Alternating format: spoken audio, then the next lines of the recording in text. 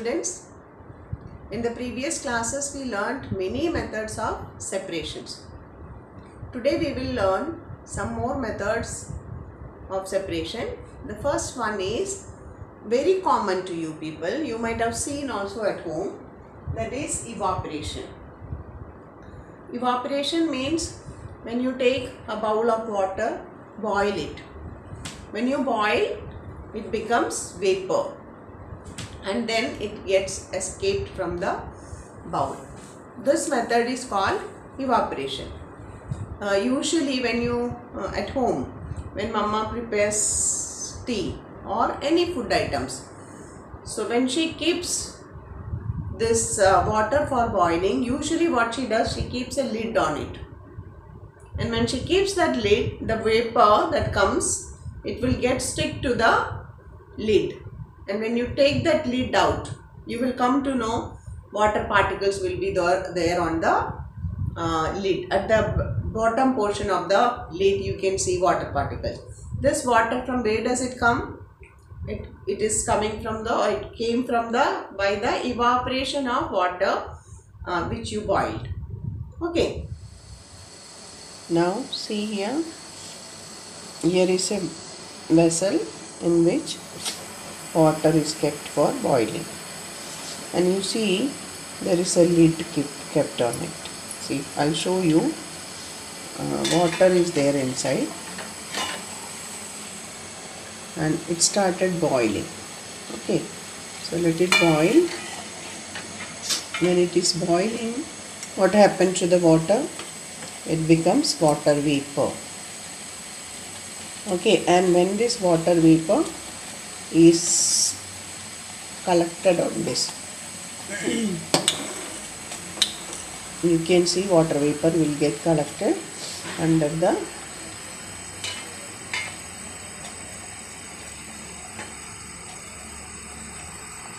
plate. You just see, after sometimes you can see water vapor on the plate.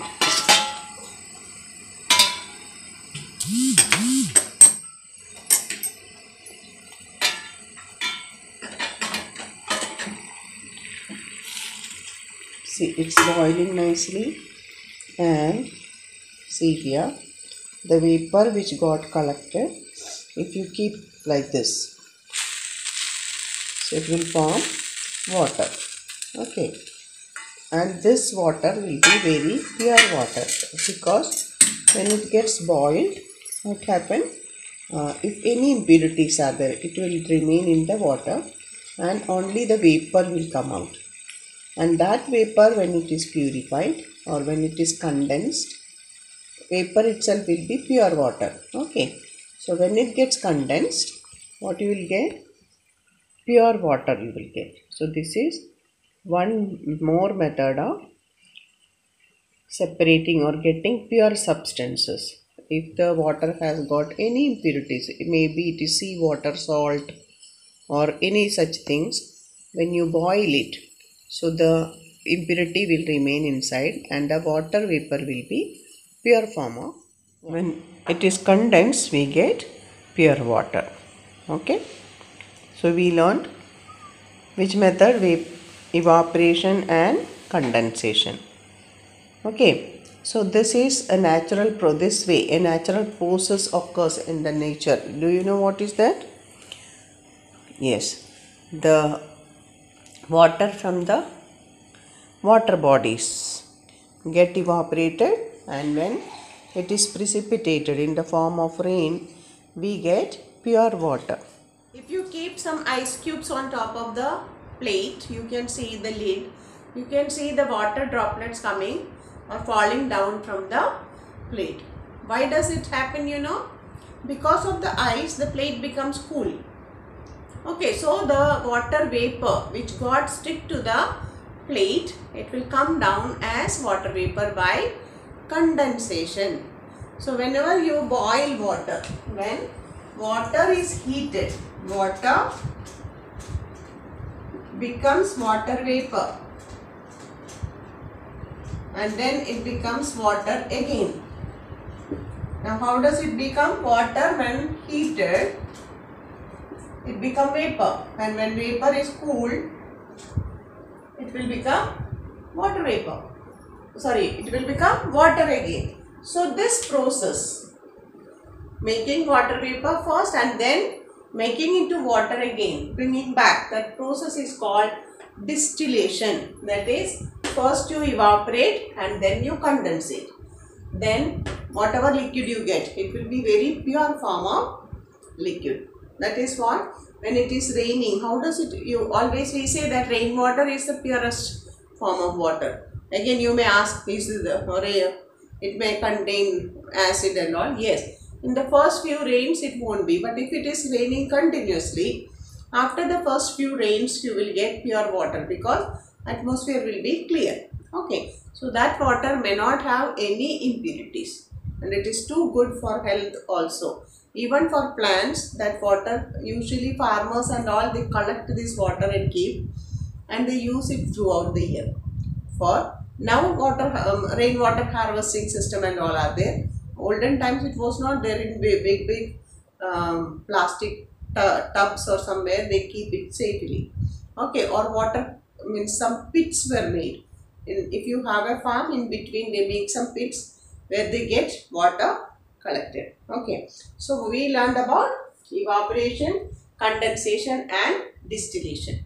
Now for if you get some mixtures of salt and sand or salt water, when you get salt water, from salt water to get the salt, what do?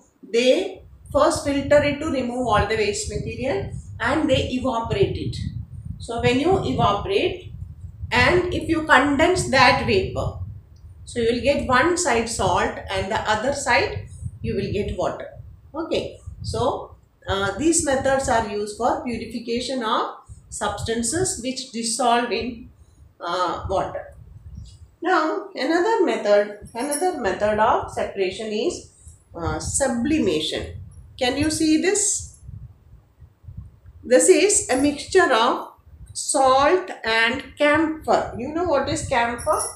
Camphor means which we use in puja and all for doing aarti. Kapoor, I think it is called kapoor.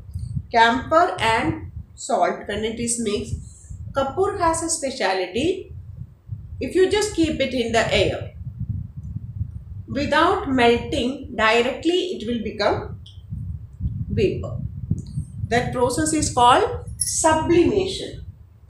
What is the process called? Sublimation.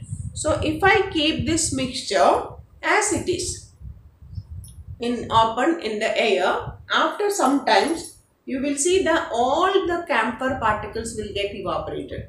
It will get evaporated and the salt will remain itself.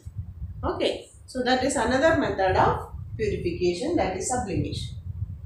Now sometimes we will have to use so many methods together. With one method you won't be able to clean it. For example, if you bring rice from the shop, first we sieve it to get the smaller particle.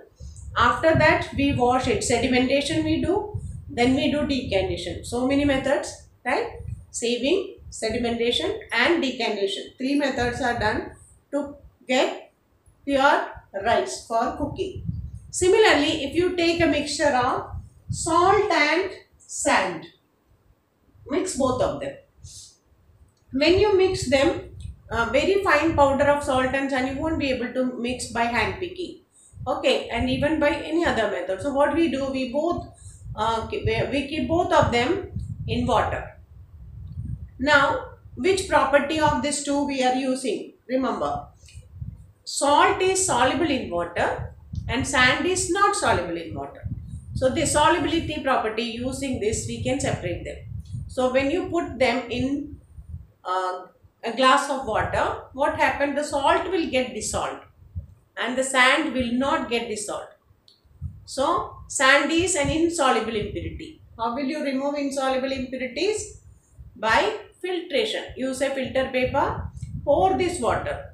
So whatever water comes down, that will be salt solution. And in the filter paper, what solid you get, that is called residue. Residue will be sand. So remove the sand. So sand is removed. Now with salt we have water. So how to remove that water?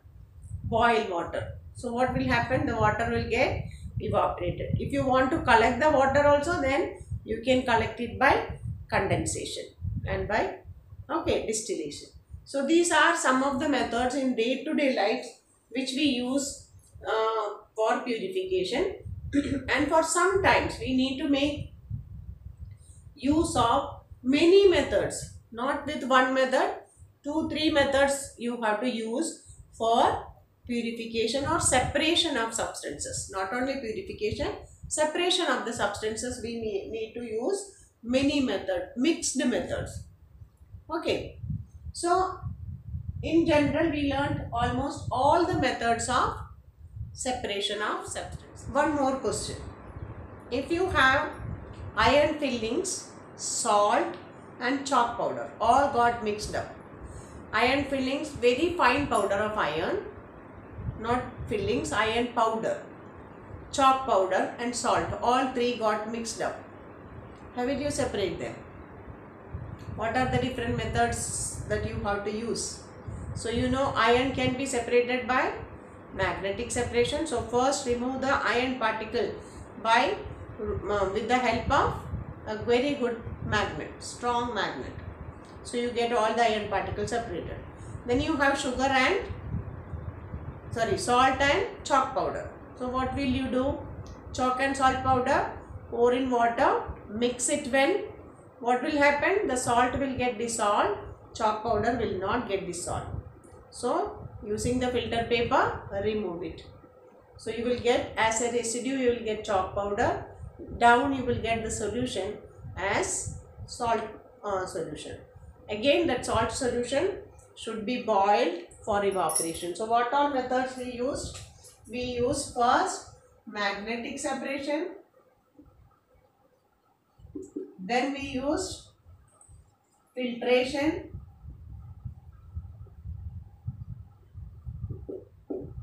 then evaporation,